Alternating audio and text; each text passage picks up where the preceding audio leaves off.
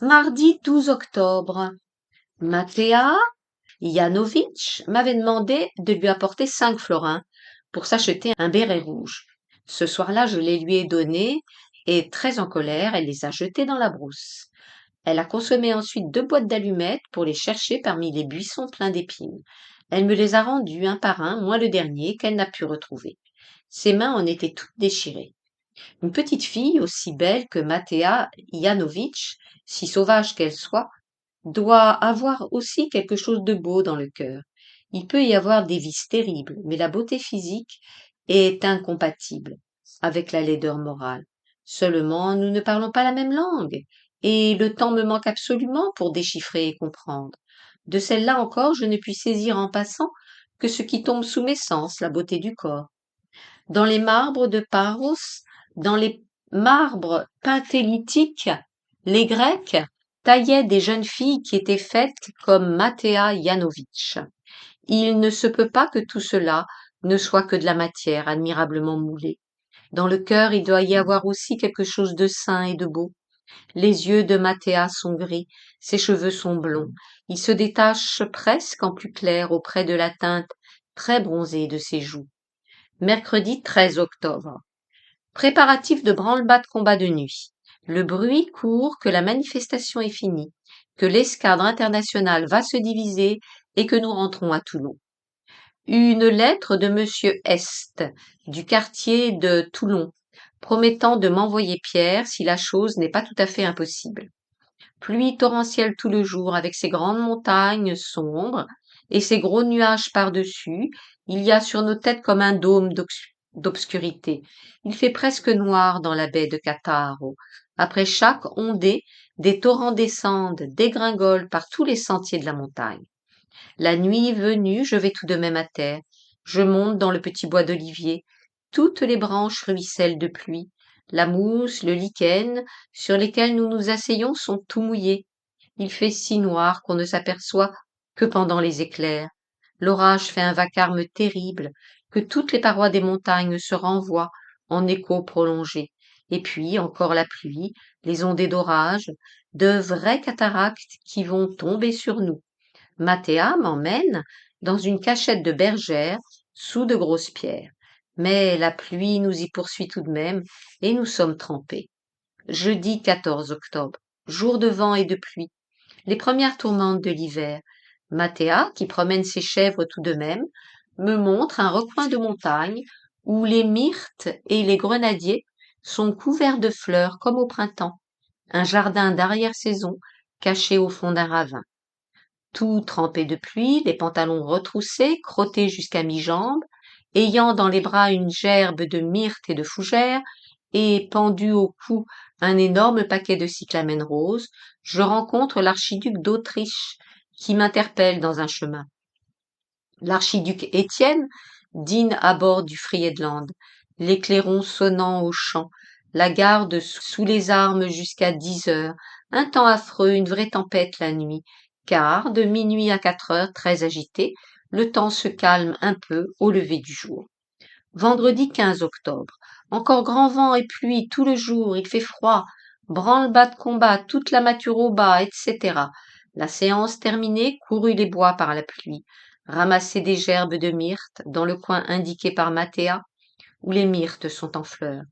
Matea a un grand frère que je n'avais pas encore vu. Il arrive inopinément et me jette un mauvais regard de méfiance. Sur une explication donnée en slave par Matea, que j'aurais désiré comprendre, il me tend la main en souriant. Il s'appelle Matteo, habillé en paysan dalmate, batelier à Rizzano. Il a la même figure que sa sœur, les mêmes grands yeux gris, le teint bronzé, la moustache se détachant en blond clair sur le fauve des joues. Matteo Ijanović m'accompagne jusqu'au bord de la mer. Il a l'air très étonné de cette chose qui nous est familière, l'embarquement d'un officier dans le canot-major, les honneurs du sifflet, les matelots se précipitant pour prendre la main, étendre le tapis traditionnel, etc. Il paraît en conclure que je suis un très grand seigneur. Jamais les montagnes du Monténégro n'avaient été si étrangement belles que ce soir, sur un fond brun sombre de nuages d'orage, éclairés en rouge par le soleil couchant, éclairés en rouge insensé, en rouge de feu de Bengale, ayant l'air de braises vives, ayant l'air d'être incandescentes, d'être encore en fusion. De grandes murailles de feu, des aspects grandioses et terrifiants de visions d'apocalypse. Monsieur C, qui rentre avec moi dans le canot-major, dit qu'on se sent devenir panthéiste en contemplant de pareilles choses. Au moment où il le disait, je le pensais. Le soir, il fait un temps affreux pour retourner à terre, canot à moitié démoli. À 9 heures, Mathéa, au coin du bois et du sentier d'église, la médaille en cuivre à l'image de saint Blaise. Le vent froid nous couvre de feuilles mortes, de bouts de branches d'olivier et de gouttes de pluie. Samedi 16 octobre. Le beau temps revenu, le beau temps, le ciel pur, le calme méditerranéen. Ces jours de pluie ont rendu l'air plus transparent et plus léger, les teintes de toutes choses plus vives et plus belles, les bleus irisés des montagnes, les bleus crus de la mer, les verts émeraudes des myrtes qui couvrent les rochers, les rouges des grenades, les verts sombres des oliviers, et tout en haut les mornes de pierre, se découpent sur le ciel en gris clair de cendre, en blancheur de lave. Course à cheval à Méligna, retour au Friedland au coucher du soleil. Le soir, un calme tiède dans la montagne, la pleine lune éclairant les sentiers verts. Attendu Mathéa dans le bois d'olivier une demi-heure, 1 heure, Mathéa ne vient pas. J'approche tout doucement de la chaumière qui est fermée, verrouillée. On entend au-dedans la voix des deux vieillards qui paraissent faire des reproches, gronder très fort en slave, et la voix de Mathéa qui répond très bas, et la voix de Matteo, son frère. À minuit, le courrier de Brindisi apportant la nouvelle que les escadres vont être rappelés, que nous allons rentrer en France. Dimanche 17 octobre. La journée passée à Cattaro avec Bergevin par un temps radieux. Toujours la brocante des vieilles armes. Je commence à être fort connu sur la place. Dès que je parais maintenant sur les quais de Cattaro, une bande de Turcs à mes trousses, plus ou moins renégats, vendant des armes plus ou moins chippées on ne sait où, à la faveur des temps d'extraordinaires bagarres que nous traversons.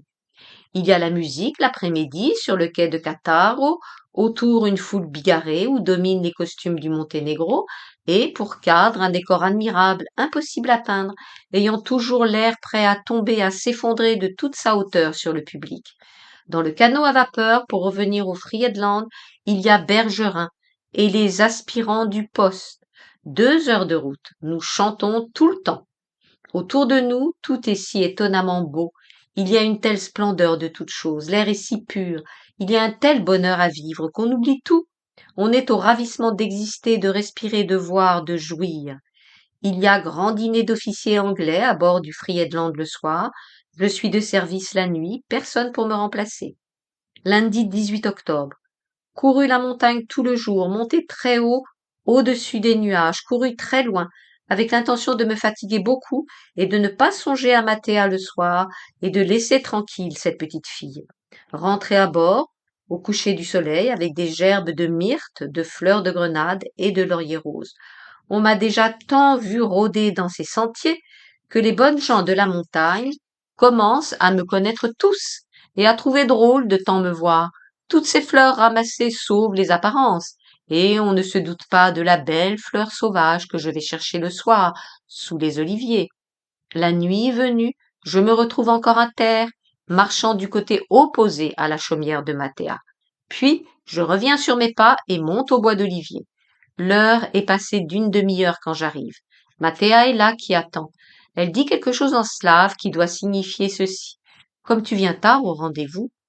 Je ne sais plus combien de temps après, la voix du vieillard appela, avec le même ton que de coutume. Mathéa, Mathéa. Mathéa se releva et partit en courant. Moi, je restai étendu sur la terre. Presque aussitôt, sans en avoir conscience, je m'endormis. Je me réveillai, ayant très froid. La rosée de la nuit tombait sur mes vêtements. La lune était sortie de la fine dentelle noire des feuillages d'olivier et m'éclairait en plein, comme un grand œil glacé et mort. J'entendis de très loin, au milieu de ce silence de la nuit, une sorte de fanfare triste avec un roulement de tambour. le couvre-feu de l'escadre anglaise. Il était très tard, et mon canot, après m'avoir attendu 1 heure, devait être reparti depuis longtemps. Je descendis à la plage, la cabane où les bateliers s'attardent à boire était fermée.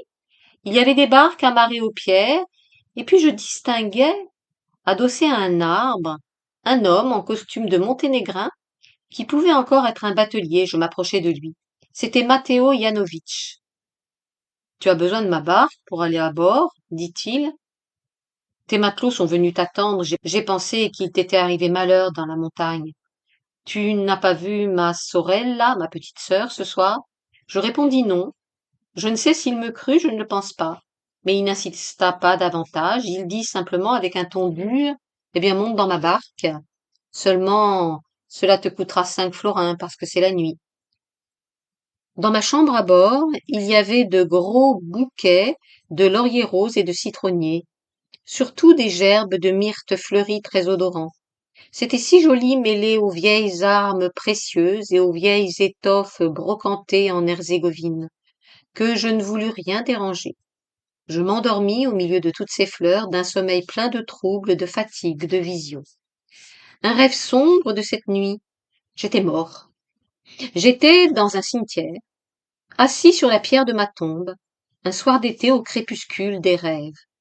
Il y avait dans l'air des rondes de phalènes et de moucherons, des fleurs partout sur les tombes et l'herbe haute des cimetières. Je reconnaissais ce cimetière, c'était celui de Rochefort. Il y avait cette horreur particulière qui me glaçait quand on m'y menait le soir dans mon enfance, voir la tombe de ma grand-mère. Un genre de tristesse, un genre d'horreur que je ne saurais pas exprimer avec des mots humains. Il est des impressions, des sentiments vagues, indéfinissables, qui sont comme des souvenirs ou des intuitions de choses extraterrestres. On éprouve ces choses plus nettement, on les sent plus près de soi dans le rêve qu'en l'état de veille. J'étais seul dans ce cimetière au crépuscule, assis sur ma tombe. J'avais conscience de n'être plus qu'une vision, qu'une chose impalpable, qu'un souffle, qu'un fantôme, une apparence d'être persistant encore par la force et la tension de ma propre volonté. Je sentais que j'allais bientôt m'évanouir à jamais, m'éteindre dans le néant, et je voulais lutter contre la fin dernière. J'étais dans l'angoisse de l'irréparable de mon corps humain qui n'existait plus, de ma chair, de la matière de ma vie qui m'avait échappé. Et je rêvais de corps de jeune fille, et de jeunesse, et de force et d'amour, et d'ivresse d'essence, et d'ivresse de vivre. Et je voulais encore tout cela qui était fini à jamais. Fantôme. Je sentais que j'allais m'éteindre. Et puis, il passait dans les allées du cimetière des gens que j'avais connus. Et je me levais, j'allais à eux en leur tendant la main pour essayer mon aspect, pour avoir l'air de vivre, pour voir s'ils s'y tromperaient. Eux s'avançaient pour me prendre ma main, essayant de me toucher. Ils trouvaient le vide. Ils passaient au travers. Tout à coup, ils se rappelaient que j'étais mort. Je voyais dans leurs yeux une terreur horrible et ils se sauvaient. Alors, j'étais pris d'une rage contre les vivants, d'une envie de fantôme, d'épouvanter, de faire mal, de faire peur.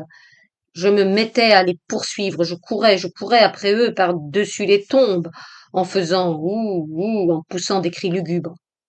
Et quand je les avais bien poursuivis, je revenais m'asseoir sur ma tombe pour en attendre d'autres. Je sentais que je m'éteignais malgré la tension de toute ma volonté, que je m'en allais, que bientôt on ne me verrait même plus. C'était bien un crépuscule de juin dans ce cimetière. Il y avait des parfums de fleurs, des roses sur les tombes, de hautes herbes, des rondes de phalènes et de moucherons. Tout cela m'enivrait de désir de vie et d'amour, moi qui étais mort. Tout à coup, je vis Mattea Yanovitch qui passait dans une allée.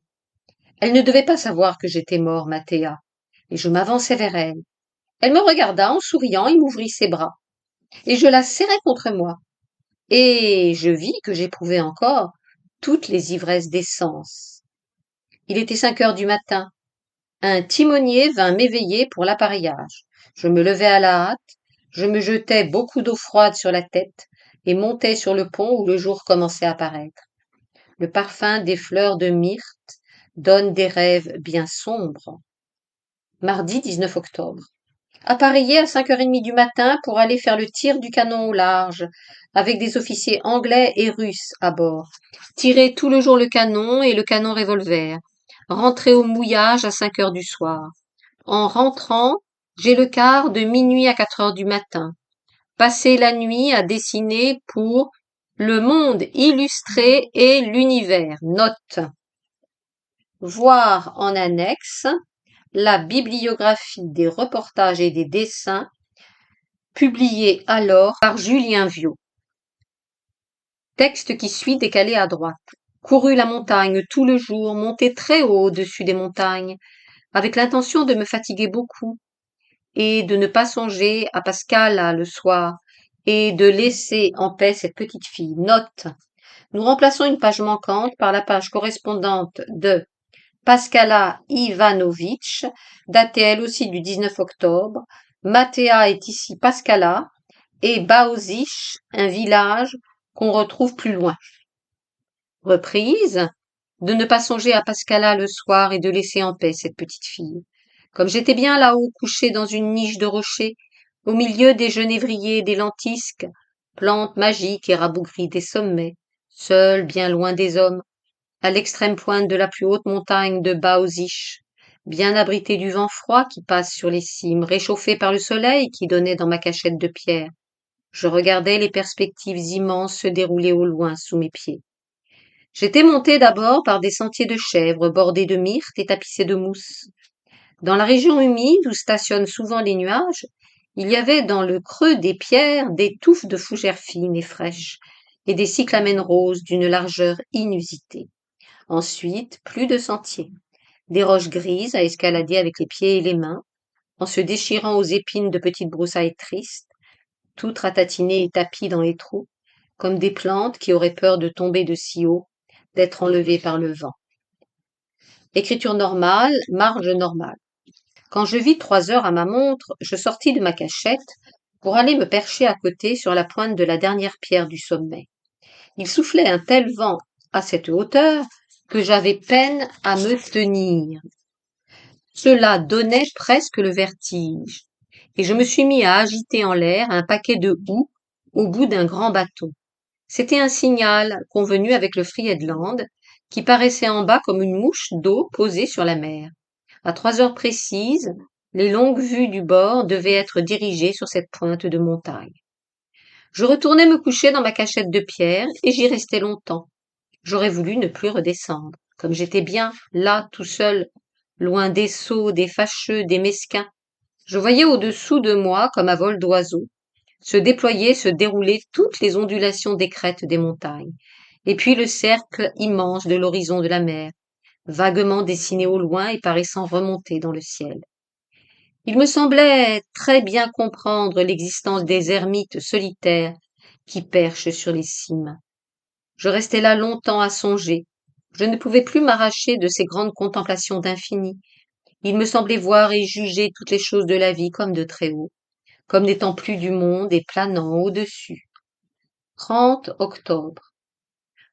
Encore 10 jours de plus passés dans ce pays. Effectivement, on est plus 10 jours par rapport à la mention précédente. Encore 10 jours de plus passés dans ce pays. Je m'habituerai à vivre au bord de ce grand lac tranquille, dans ce recoin isolé de la terre, où ces terribles montagnes font comme une muraille entre ce qui est ici et le reste du monde. Je m'habituerai à tout cela. Peu à peu, j'apprends des mots slaves, et toutes les bonnes gens de la montagne me connaissent. Oh, les belles journées de soleil, de liberté et d'air pur, passées dans ces campagnes silencieuses, dans ces petits chemins ombreux qui montent à pic, bordés de myrtes, de cyclamènes roses, de fougères fines. On grimpe, et de loin en loin, sous la verdure épaisse des bois, on rencontre de vieux petits hameaux, aux pierres rongées par le temps, qui se tiennent, on ne sait comment, perchés au-dessus des abîmes. Les gens y ont la mine craintive et sauvage, mais les vieilles cabanes sont garnies de rosiers et d'orangers admirables. On se promène au hasard dans les sentiers ombreux, faits pour des pieds de chèvre, et de temps en temps entre les branches, à des profondeurs effrayantes, on aperçoit l'eau bleue sur laquelle l'escadre est endormie, ou bien, en l'air, parmi les nuages d'été, on entrevoit la tourmente de pierre du Monténégro, qui se baigne tout en haut dans du soleil. Des figuiers croissent partout dans les rochers, semant leurs fruits exquis sur les chemins. Qui en veut en ramasse, et les grenadiers. Les bois en sont pleins, et leurs beaux fruits rouges éclatent et s'égrènent par terre, jonchant la mousse et les feuilles sèches de petites perles qui ressemblent à des rubis. On ne les mange pas, ces grenades, mais quand on a bien soif, on les fend d'un coup de pierre, et on boit l'eau rouge qui en découle, qui est parfumée et exquise. C'est ma Théa qui m'a enseigné cette manière. Et le soir, quand les dernières lueurs dorées du soleil se sont éteintes sur les cimes de pierre, quand l'obscurité tiède est descendue dans les vallées profondes, allez dans le bois d'olivier attendre Mathéa. Écriture italique. S'il y a canot à vapeur ce matin à 11 heures pour Cattaro, il est certain que je le prendrai, avec l'intention d'aller jusqu'à Sétine, quel que soit le mauvais temps. Je n'ai pas revu l'Albanais dont je t'avais parlé. Note. Le destinataire inconnu de ce billet est un des 3 officiers qui vont l'accompagner dans l'expédition au Monténégro. Reprise. Dont je t'avais parlé, je n'ai pas retenu de chevaux, il faudra se débrouiller à Cattaro. Je serai seul du Friedland. Non, c'est pas ça. Poup, à tenter l'expédition. Si tu n'as pas peur de la pluie, des complications imprévues, de la fatigue, il va sans dire que je serai heureux de t'avoir pour compagnon. Alors fais-toi porter au suffrène pour prendre le canot à vapeur. Nous combinerons notre affaire à Cattaro. Je crois que ce sera dur, ne te fais pas illusion. Je compte revenir lundi et faire le voyage le plus économiquement possible en Banabac. Note, comme un homme du peuple. Par exemple, dans Un jeune officier pauvre, page 207, guillemets, si là-bas je ne puis plus être un seigneur, tant pis, je serai un homme du peuple, un Banabac. Fermez les guillemets. Reprise. Reprise. Tout à toi. Julien Viau. Toujours en italique. Voici pour Calem. Calem ou Calema est le nom que les habitants de la côte d'Afrique, Dahomey, Guinée, donnent à des rouleurs, sortes de rats de marée qui rendent la communication impossible même pour les pirogues. Les calèmes coïncident avec les phases de certaines lunaisons, surtout des lunaisons d'octobre. Cela te suffit-il? Julien Viau.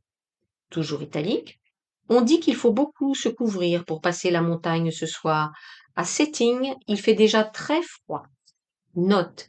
Ici figure dans le journal la copie de la première moitié du Voyage de 4 officiers de l'escadre internationale au Monténégro.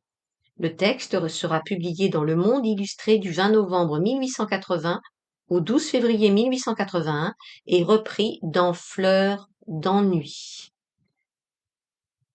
Sétigne, 1er novembre. À Monsieur Alphonse Daudet. Note.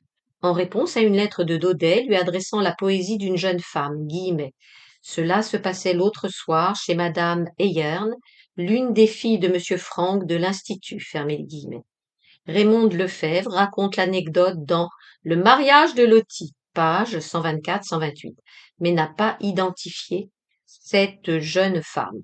Voici un extrait de ce poème intitulé À l'auteur du mariage de Lottie. Extrait.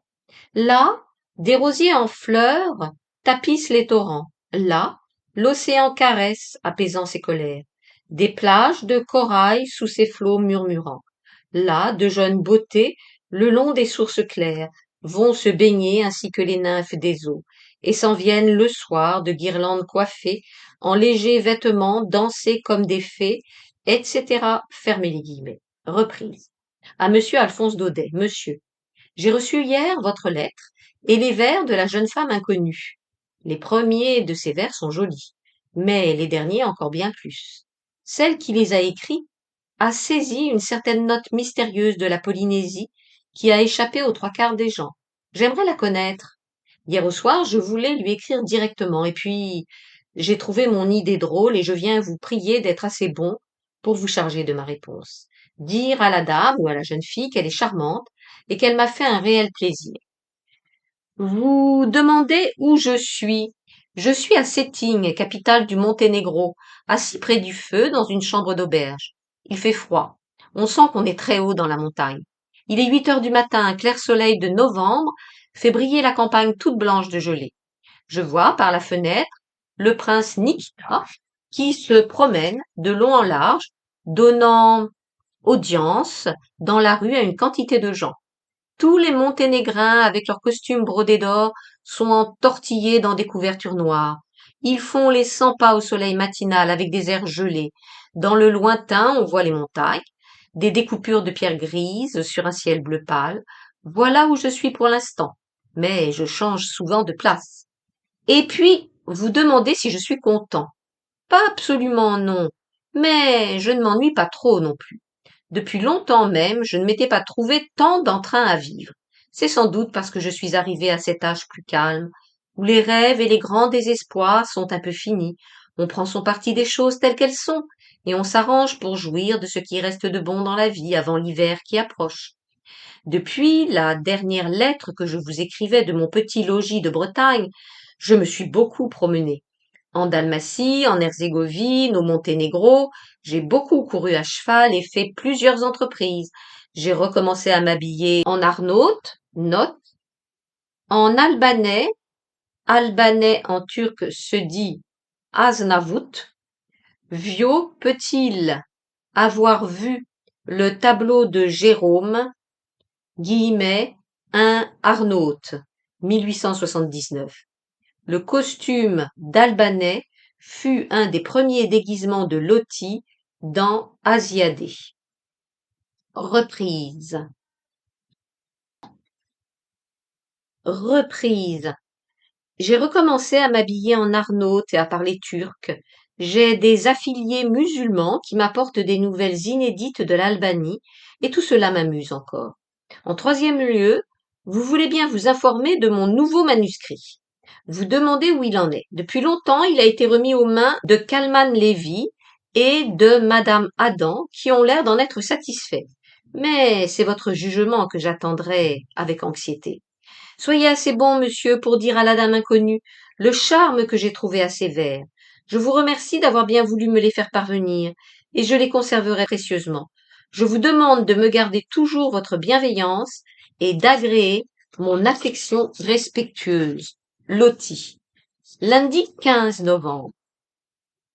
Encore 15 jours de plus passés dans ce pays. 15 novembre plus 15 jours. Depuis l'expédition au Monténégro. Et maintenant, hélas, il me sera dur de partir. C'est le charme de Mathéa, ou le charme étrange de cette contrée, je ne sais trop lequel. Les deux ensemble, sans doute. Mais tout cela me tient au cœur et je souffrirai quand il faudra s'en aller. Ici, c'est l'automne doré des pays méditerranéens, la saison tiède et tranquille où les feuilles rougies des bois commencent à tomber avec les derniers fruits mûrs, où les orangers et les myrtes refleurissent avec les roses des jardins. Quelquefois, c'est la journée entière que je passe dans ces montagnes. Quelquefois, des courses sur les chevaux que les paysans nous amènent de Castelnuovo, tous ailés à la plage. Quelquefois, des expéditions dans les sentiers ardus qui grimpent aux cimes et vous mènent bientôt là-haut dans la région où les nuages habitent. Mais tous les soirs, un peu avant le coucher du soleil, à l'heure mélancolique où l'obscurité commence à descendre dans les vallées profondes, où les effroyables cimes de pierre s'illuminent en rouge, tous les soirs, c'est la même promenade familière sur la route qui longe la plage. La route unique du pays, celle qui mène à Raguse. Par là passent quelques rares voyageurs à cheval, des bergers pittoresques, des Monténégrins descendus de leurs montagnes, des Albanais chassés par la guerre, des vagabonds de l'intérieur. C'est moins une route qu'un sentier, resserré entre l'eau tranquille et bleue, et de l'autre côté les haies de myrte, ou les petits murs gris, pleins de cyclamènes qui bordent les plantations d'oliviers. Tantôt on marche sur le sable, tantôt sur une espèce de dallage très ancien, datant de la République de Raguse, rivale de Vienne. Les chevaux y passent avec méfiance, et la mer la ronge tout doucement en compagnie du temps. De distance en distance, des maisonnettes sont posées au bord du chemin, des fermes, ou d'anciennes habitations seigneuriales de style vénitien en ruine, ou de petites auberges où s'attablent les pêcheurs, où l'on sert sur la porte du café comme en Orient. Je les verrai longtemps, quand j'aurai quitté ce pays, toutes ces maisonnettes de la plage, avec les bonnes gens assis aux portes sur les bancs de pierre à l'ombre des arbres jaunis, et qui, quand je passais, me disaient bonjour. C'est de Mathéa que je pense, que vient le charme de toutes ces choses. Le dimanche, la présence des escadres amène sur cette route une animation inusitée. Les officiers se promènent, les matelots chantent et font grand tapage, en train de fraterniser ou de se battre. Les Italiens, tapageurs, les Russes, ivrognes, les Allemands, sournois, les Autrichiens, bons enfants, les Anglais, impassibles. Et puis le dimanche, il y a la brocante des vieux bibelots, des vieilles armes. Tout cela se passe en plein air, sur les bancs, devant les petites auberges, sous les grands arbres. Des femmes qui descendent de la montagne viennent offrir leurs vieux bijoux bizarres, et du fond de la baie, des canots amènent des Albanais en costume oriental, marchands d'armes turques. Les marchands slaves m'ont en médiocre estime, mais les marchands albanais me laisseraient à bas prix tous leurs fusils, parce que j'entends leur langue et que je leur facilite leurs transactions. Et tout ce train de vie m'amuse, et tout doucement je m'habitue à ce pays. Mais le dimanche passé, quelle tranquillité, quelle paix dans tout ce pays. En dehors de cette route de la plage, il n'y a plus que les sentiers de chèvres qui vont à la montagne, aux hameaux sauvages perchés dans la région des nuages, et tout autour, on est en plein bois. La promenade à Cattaro, une fois la semaine environ, fait partie du train régulier de notre existence d'ici. 2 heures en canot à vapeur. On va dans la vieille ville, en pays plus civilisé, s'approvisionner de différentes choses inconnues à Baozish. C'est là-bas, Cattaro, derrière les montagnes, au fond d'une autre baie plus admirable encore que celle-ci, plus grandiose, plus surprenante, d'un aspect plus terrible avec un air de pays enchanté. Mais le plus souvent, j'aime mieux encore rester ici, dans les myrtes de Baozish, parce qu'il y a Mathéa. Oh, je regretterais ce temps d'amour, passé dans ce pays où je ne reviendrai plus. Le soleil, qui s'attarde ici pour mûrir les beaux fruits des orangers, vient réchauffer chaque jour dans les replis abrités de la montagne de vrais Éden, des recoins délicieux, où les grenadiers et les myrtes refleurissent à profusion, où on est encore en plein été. C'est dans ces recoins privilégiés que Mathéa vient m'attendre à l'ombre. Ils sont très innocents, nos rendez-vous de la journée. C'est le soir seulement qu'une fièvre des sens tombe sur nous en même temps que la nuit. Il y a des jours, des instants qui ont plus de charme que d'autres, on ne sait pourquoi, et qui vous restent dans la mémoire. Ainsi, ce jour où nous avions fait une longue guirlande de cyclamènes, au bruit monotone des moutons qui tondaient autour de nous l'herbe dorée. J'avais mis 2 ou 3 tours de cette guirlande à son béret rouge, ce qui lui faisait un turban rose. Elle a pourtant des manières rudes de petite sauvage, Mathéa, et les bouquets et les houlettes enrubannées de Watteau lui conviendraient fort mal. Mais c'était joli, le rose tendre des cyclamènes contre la couleur fauve de ses joues. Ces fleurs sauvages comme elle lui allaient bien. Et cela se passait dans un de ces replis de montagne, abrités comme des serres pour les plantes rares, où nous étions tout seuls au milieu de grands buissons de myrtes et de grenadiers fleuris. Et cet autre jour, où je m'étais endormie sur la mousse et les feuilles mortes, vers 2 heures de l'après-midi, un jour chaud comme un jour d'été, où le soleil de novembre dardait sur les campagnes silencieuses. Je fus éveillée par la voix d'un berger qui appelait très fort son ami Trophime avec un accent d'Italie. Trophimo, Trophimo. La voix appuyait sur l'avant-dernière syllabe et traînait sur la fin. Elle se répercutait au loin dans le silence des bois, dans la sonorité de la montagne ensoleillée. En ouvrant les yeux, je ne vis ni Trophimo, ni celui qui avait lancé cet appel pastoral, mais entre les branches, tout en l'air, comme le ciel, je vis la vieille chapelle de Baoziche, perchée sur son rocher, et, dans le chemin qui passait auprès, Mathéa, descendant, poussant devant elle ses moutons, et chantant à demi-voix un air slave. Et ce jour encore, où j'étais étendu sur le lichen dans une espèce de clairière au sol semée de rocailles, écrivant au crayon pour le Monde illustré, un article qui m'ennuyait et qui ne venait pas.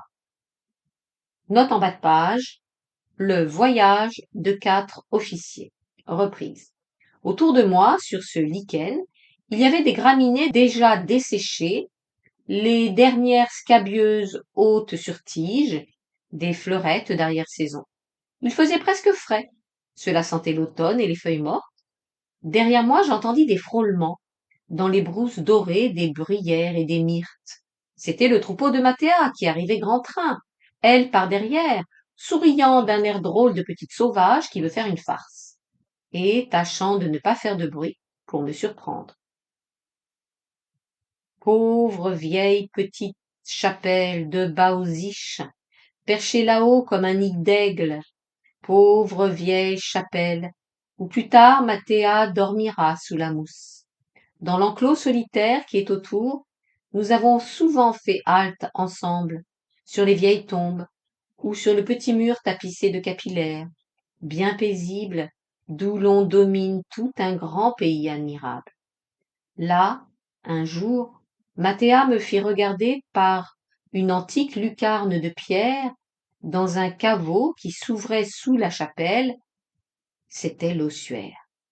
Chose sinistre et calme, comme le néant, la fin dernière de toutes les existences humaines. Dans le demi-jour qui filtrait au fond, on distinguait des crânes verdis, empilés en désordre, les crânes des Slaves de la montagne, ancêtres de Mathéa. Et autour de nous deux qui étions là, jeunes près de ces débris, la nature souriait, radieuse et éternelle. Sur les bleus des lointains et de la mer, sur les verts nuancés des bois, le soleil tombait à flots. Un silence plein de bourdonnements joyeux d'abeilles planait sur les campagnes inondées de chaleur et de lumière. Et les chasses aux serpents, les grandes battues en compagnie de mon matelot Vial, dans les buissons de myrte pleins de cigales, à la recherche de ces grands serpents couleur d'acajou verni que Mathéa appelle Snia. Déjà le 15 novembre, on ne s'en douterait guère à voir les jours se succéder aussi chauds et aussi calmes.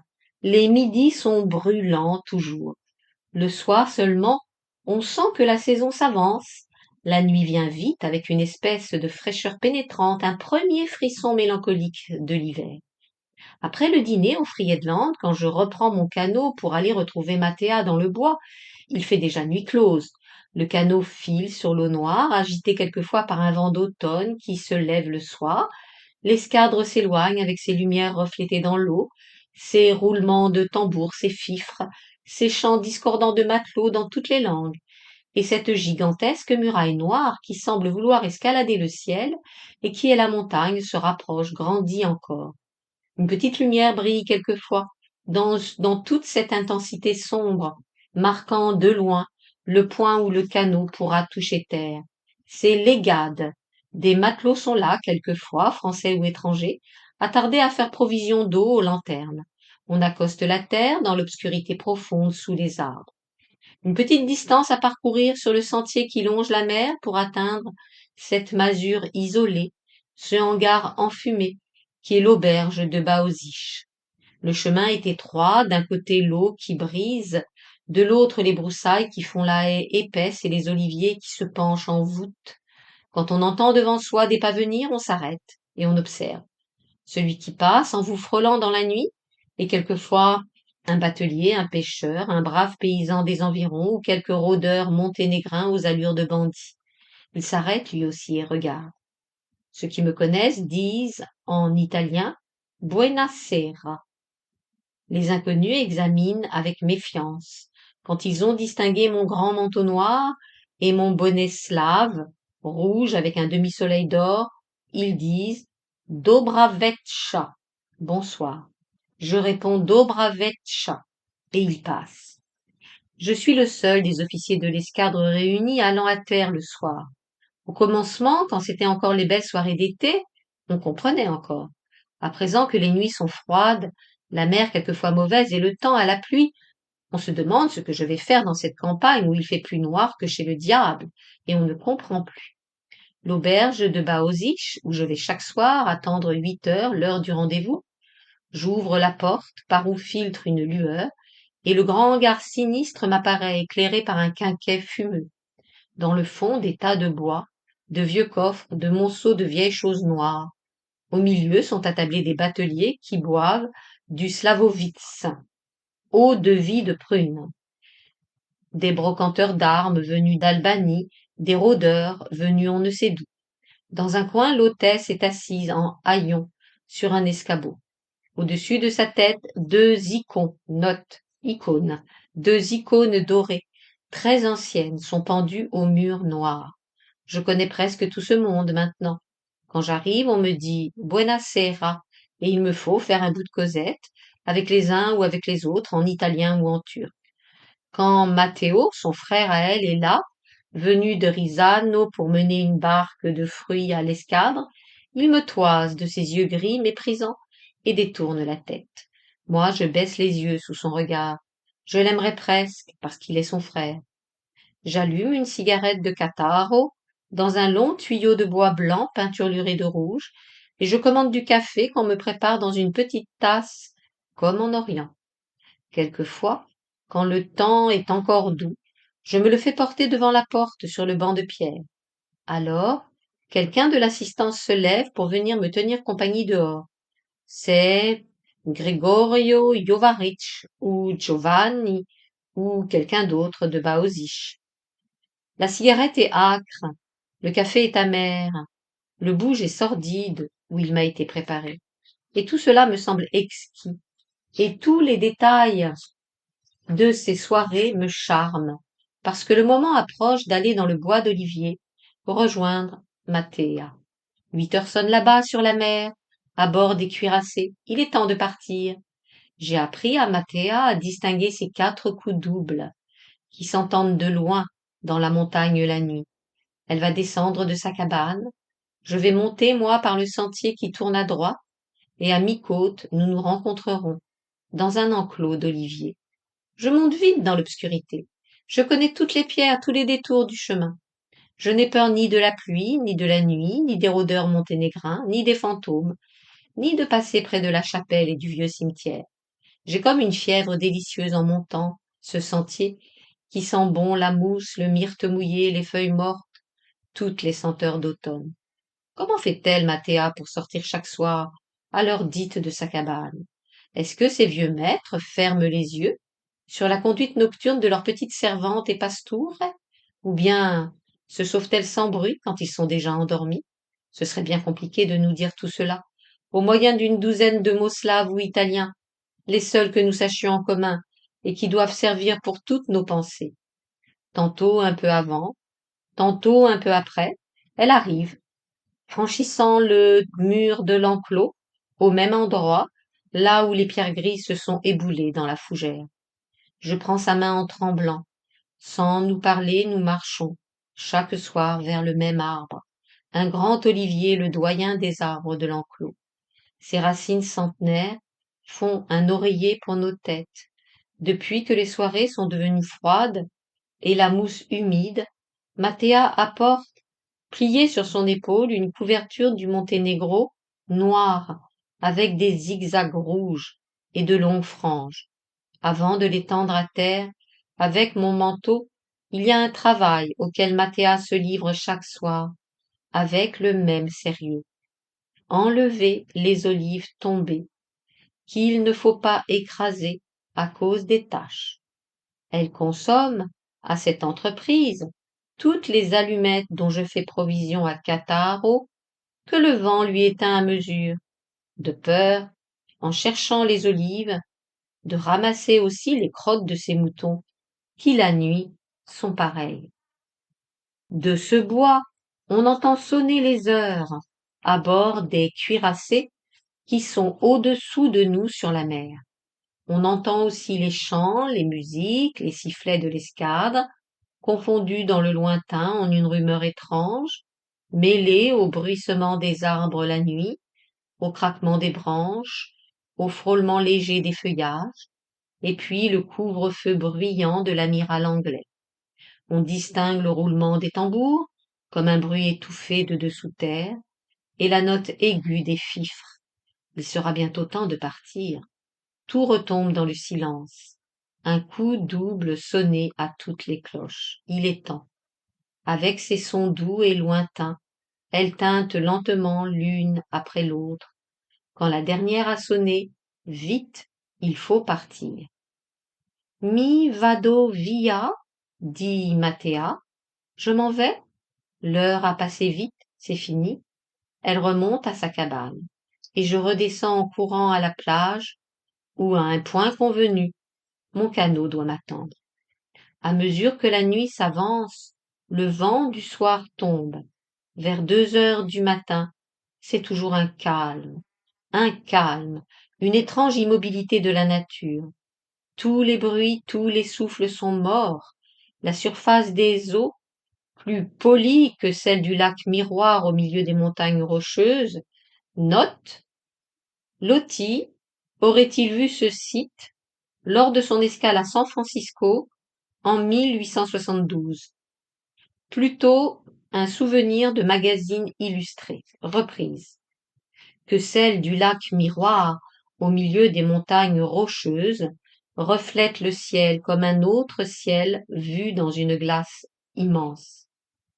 Pendant les longues heures des quarts de nuit, accoudé au bastingage, je regarde au-dessous de moi cette autre voûte pareille à celle d'au-dessus. Il y a tout, les détails des petits nuages blancs qui voyagent en légers flocons dans l'espace, et les constellations et la lune, avec son visage humain, et, à force de regarder, dans ces profondeurs imaginaires, on est pris d'une sorte de vertige. Le silence et le sommeil aidant, on se figure être suspendu, la tête en bas dans le vide. Les eaux, encaissées entre d'aussi terribles montagnes, peuvent seules produire ces illusions et ces vertiges. Les cimes de pierre du Monténégro, éclairées par la lune de pâle lueur rose, se dressent dans les terres limpides, au-dessus de leurs gigantesques images renversées. Et la montagne, plus rapprochée de Baoziche, s'est dédoublée, elle aussi. Au-dessous, il y en a une autre, souterraine, toute semblable, qui découpe sa crête sur un fantôme de ciel peuplé d'étoiles imaginaires. Dans les masses noires de ces bois, on distingue un point, un petit triangle blanc, c'est la chapelle. Auprès de là, Mathéa dort. Des vapeurs blanches commencent à planer sur la surface des eaux. À mesure que le matin approche, des brumes légères montent dans les vallées. Les grandes images spectrales, qui se renversaient dans des profondeurs d'abîme, disparaissent, s'éteignent. Les cimes se voilent, en attendant l'heure où reviendra la vive lumière rose du matin. Bientôt, le jour va naître. Mathéa s'éveille. Elle chasse devant elle, dans les myrtes humides de rosée, toute la bande de ses moutons gris et de ses chèvres noires. Et quand, beaucoup de nuits semblables, avec des saisons et des années, auront passé sur ces montagnes éternelles, Mathéa dormira pour toujours sous la chapelle, dans l'ossuaire. Vendredi 19 novembre. L'enterrement de la vieille bonne femme assassinée Un mauvais coup que les Monténégrins ont fait. Je suis tellement du pays maintenant que j'y suis conviée, obligée de faire cortège. Mathéa est là aussi, qui suit, avec d'autres petites filles de la montagne. J'y vais. La procession grimpe par le sentier de Chèvres pour se rendre à la chapelle. 2 heures de l'après-midi. Une journée de soleil et de calme, pareille à une journée d'été. Dans la chapelle, je suis assis à une place d'honneur, dans une niche, avec un cierge allumé dans ma main, et j'entends les longues litanies du rite slave que chantent les popes. C'est l'air sautillant et bizarre que j'ai entendu chanter pour la première fois à Salonique. Note. Voir dans le journal volume 1, page 263, les événements de Salonique auxquels Julien Viau fait allusion et qui ouvre son roman Asiadé. Reprise. Pour la première fois à Salonique, à l'enterrement des consuls, en mai 1876. La saison s'avance. Passerons-nous l'hiver dans ce pays? Il faisait d'affreux temps sombres ces 2 ou 3 derniers jours. On ne voyait plus rien. La chapelle, les villages, les montagnes, tout était dans les nuages. En plein midi, dans cette sorte de puits aux murailles gigantesques, où l'escadre est venu se poser, il faisait une obscurité sinistre. Le vent gémissait avec une grande voix effrayante, et quand les nuages noirs ou cuivrés se déchiraient, et que de grandes masses de pierres apparaissaient tout à coup au milieu du ciel, c'étaient des aspects d'épouvante et de fin du monde. J'allais tout de même le soir dans l'enclos d'oliviers retrouver Mathéa. La mer était grosse pour mon canot, et c'était lugubre d'arriver au milieu de cette obscurité profonde, dans ces bois remplis de craquements et de bruits comme des plaintes. Il me semblait que je poursuivais là quelque œuvre coupable et que toute cette nature me jetait une menace de mort. Aujourd'hui c'est passé. Le ciel est redevenu pur et bleu sur nos têtes. Le beau ciel chauffe la montagne. C'est encore l'été. Lundi 22 novembre. J'étais allée à cheval à la petite ville de Castelnuovo pour acheter un fusil et surtout pour acheter 2 icônes pour elle, souvenir qu'elle veut garder de moi quand je serai loin. Le temps menaçait au départ. De gros nuages sombres s'amoncelaient partout autour des cimes de pierre. Toute la muraille du Monténégro était cachée derrière un rideau noir, sur lequel on voyait se dessiner de temps à autre les zigzags de lumière blanche de la foudre. Je pressais beaucoup mon cheval qui avait peur. On entendait le tonnerre plus bruyant qu'ailleurs dans ces montagnes. Et à chaque roulement qui faisait tout trembler, ma bête faisait un écart et se jetait dans les myrtes. À Castelnuovo, le déluge commença. Dans un petit café où je m'étais réfugiée, mon cheval dans la grange de Gregorio, je trouvai des Albanais turcs. Acheter mon fusil, la pluie toujours et le ciel noir, 2 vrais torrents dégringolants par toutes les petites rues, entrer 3 fois chez le marchand d'icônes, où, suivant nos conventions de la veille, Mathéa, de son côté, devait se rendre. Mais Mathéa n'y était point. Remonter à cheval, décidé à m'en retourner à Baoziche, profitant de l'accalmie. Au sortir de la ville, près du vieux rempart, tout à coup Mathéa apparut à la porte d'une case, appelant Signor, signor d'une voix joyeuse. Elle était toute mouillée, ayant mis par-dessus sa tête sa couverture monténégrine noire, les joues empourprées par la marche, les cheveux ébouriffés par le vent et la pluie. Retournés ensemble chez le marchand d'icônes, un vieux bouge noir, rempli d'objets de sainteté du rite slave, images byzantines, vieilleries saugrenues. Elle babillait avec ce vieillard à lunettes, qui étalait devant nous tous ses trésors, fouillant dans ses armoires à poussière. Elle était agitée et émue comme un enfant qui va posséder l'objet longtemps convoité et se sent troublé dans son bonheur par l'embarras du choix. Saint Blaise et Saint Tryphon, celui dont le crâne veiné de rouge est conservé à Cattaro dans une châsse d'or et de pierreries, tels furent les 2 patrons, sur lesquels son choix s'arrêta en dernier ressort.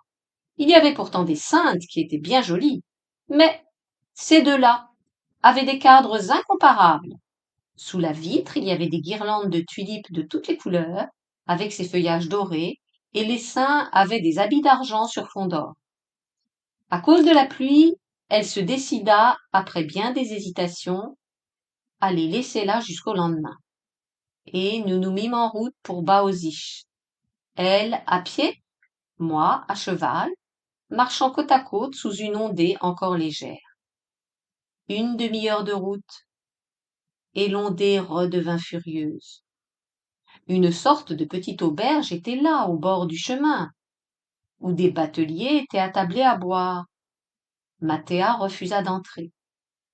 Tant pis, je la laissai marcher, la petite entêtée, et m'attablai là-dedans, regardant par la fenêtre ce déluge qui tombait. Une accalmie. Je repartis au galop, rattrapai Mathéa, de plus en plus mouillée, mais enchantée d'elle-même, et riant de tout son cœur. Force me fut de me mettre à son pas, et de marcher doucement sous cette pluie, qui encore une fois se calma pour un temps.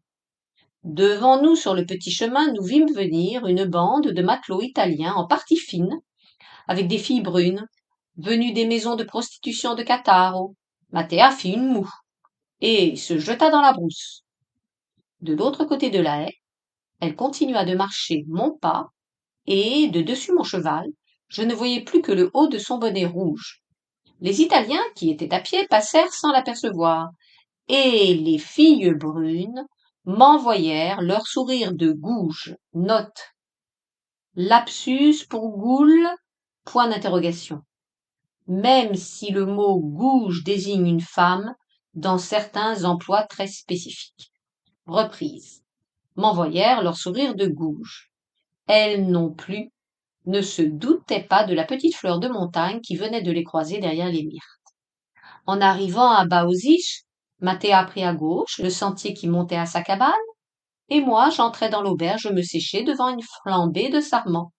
Rentré à bord à 6 heures, tempête la nuit, des rafales terribles, des sifflements à faire frémir dans toutes ces montagnes. Le Friedland chasse sur ses ancres, l'amiral russe en fait autant, et tombe sur son voisin de gauche. Toute l'escadre passe nuit blanche. Samedi 27 novembre, 3 heures du matin. Quart, de minuit à 4 heures. Encore une semaine qui va finir dans ce pays. Depuis ce coup de vent terrible de lundi soir, Baoziche est devenu plus désert. Les Russes, les Allemands, les Italiens, les Autrichiens sont partis pour aller mouiller à Méligna. Nous restons seuls avec les Anglais. Ils ne vont guère à terre, les Anglais. Et dans les sentiers de la montagne, on ne rencontre plus que les bergers, les paysans slaves. Encore de dernières roses dans les jardinets des cabanes de Baoziche, et des scabieuses et des cycladènes, et des fleurs de myrte dans les recoins au soleil. Encore de belles journées tièdes, le ciel limpide et mélancolique de l'automne étendant sa voûte bleue au-dessus des feuilles jaunies des bois. Le soir, il fait froid. Quand je reviens à terre, la nuit tombée, plus une lumière ne brille dans la campagne. On ne sait où accoster dans cette obscurité au pied de ces bois où tout est noir.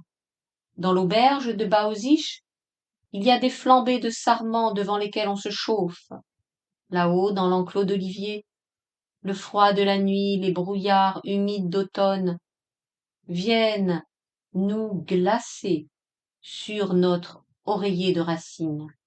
La lune qui passe lentement sur nos têtes à travers la dentelle noire du feuillage a déjà pris cette pâleur, cette rigidité des lunes d'hiver.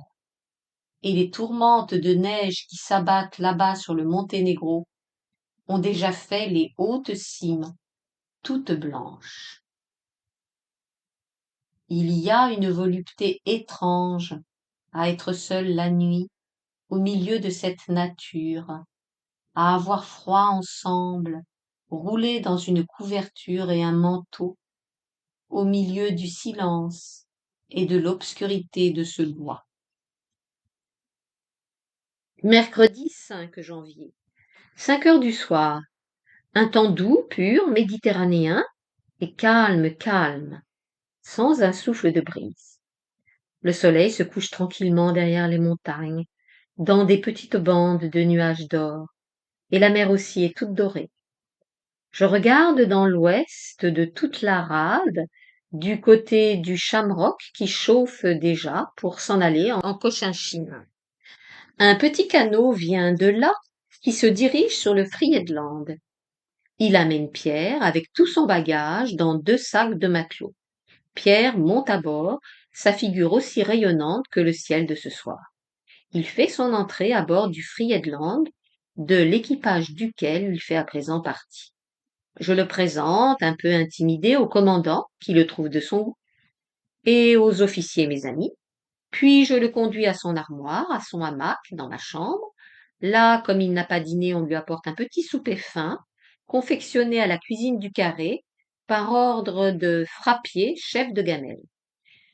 Puis Pierre, qui a eu une rude journée sur son shamrock pour la dernière, se couche et s'endort, dans son hamac qui se croche à son poste officiel, dans le faux pont, devant la porte de ma chambre.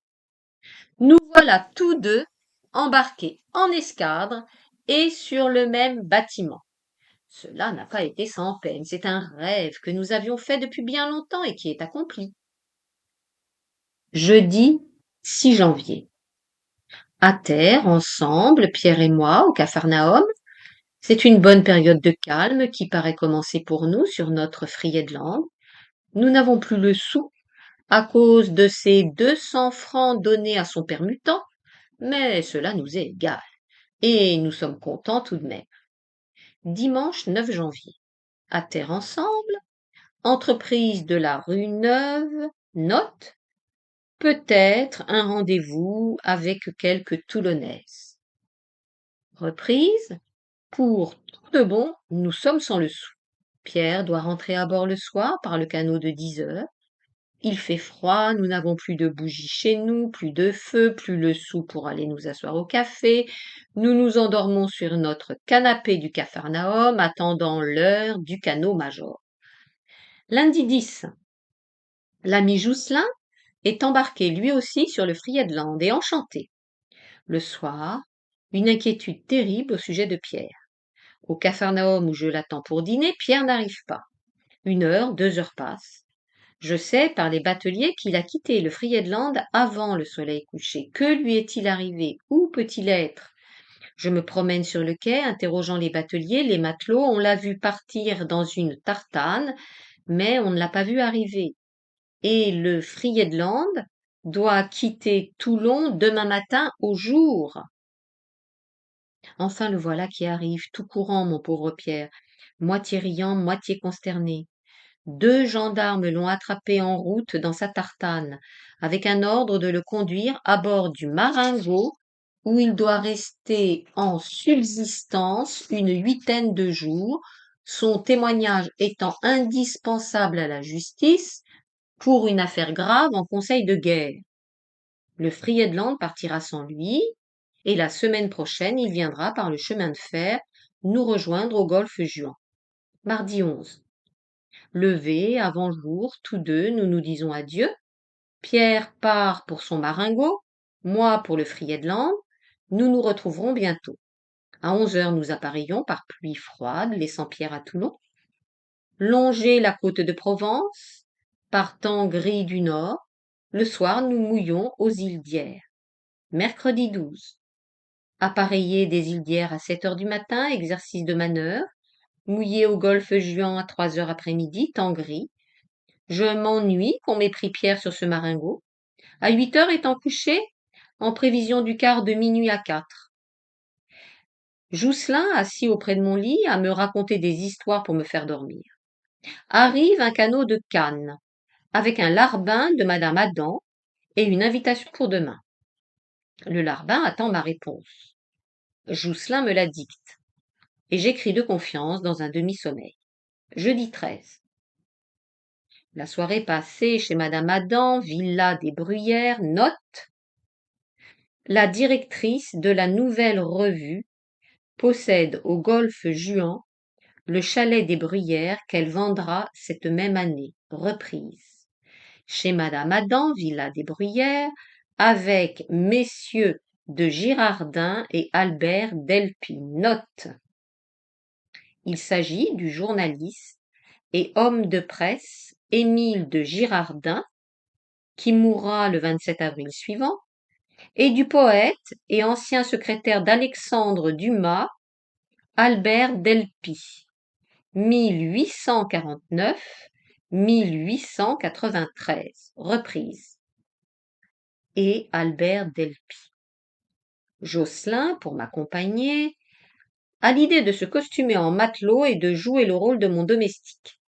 Il dîne à l'office de la villa avec les maîtres d'hôtel, valets de chambre, cuisinières, etc. et s'amuse beaucoup plus que moi. On lui fait fête à l'office, et il paraît qu'on y est très convenable. Au salon, on ne l'est guère. Un dévergondage de paroles, une licence inimaginable. Au départ, Jousselin, très correct dans son rôle de larbin, me passe mon manteau. Les larbins de la villa lui serrent la main en lui disant « Au plaisir, mon brave !» Dehors, nous nous esclaffons de rire. Sur la route du Golfe, nous rions 1 kilomètre durant. En mer, il vente frais. Nous rentrons à bord trempés. Friedland, 13 janvier. En italique, une lettre. Madame, j'ai écrit étourdiment hier au soir dans le grand désir que j'avais d'accepter. Maintenant, je me trouve en présence de tels empêchements de service que je suis forcée de reconnaître que c'est impossible, malgré tout le désappointement que j'éprouve. Je ne pourrai descendre à terre que ce soir à 8 heures. J'irai, après dîner, prendre vos ordres pour la visite à l'escadre. Je suis bien heureux que vous ayez bien voulu vous adresser à moi pour cette promenade. Vous aurez un canot du Friedland à votre disposition. Veuillez, madame, agréer mes humbles hommages et l'expression de tous mes regrets. Julien Viaud à madame Juliette Adam. Samedi 15 janvier. 31 ans cette nuit. Il est vrai, 31 ans qui ne pèsent guère. Cette date ne marque pas comme celle de mes 30 ans. Je m'amuse à dire 21 aux gens qui ne savent pas. Je le disais hier chez madame Adam, qui savait, elle, et riait sous cape. Mais les autres qui étaient là n'avaient pas l'air surpris. Samedi 22 janvier, plus une semaine. Déjà 2 semaines d'ennui passées au golfe Juan, 2 semaines d'exercice, de pluie, de temps sombre et surtout de solitude, quand je m'attendais à une période de temps doux et de soleil, passée en compagnie de Pierre. Je suis allée l'attendre au train ce soir, mon pauvre Pierre, et au lieu de lui, une lettre m'est arrivée m'annonçant qu'on me le garde encore 8 jours au moins à Toulon sur le Marengo pour cette stupide affaire. Lui toute la journée, comme dans le Nord.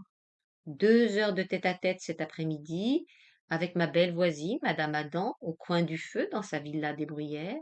Elle était bien belle, dans une robe de chambre de satin capucine, avec des bandes de velours noir et or et une longue traîne.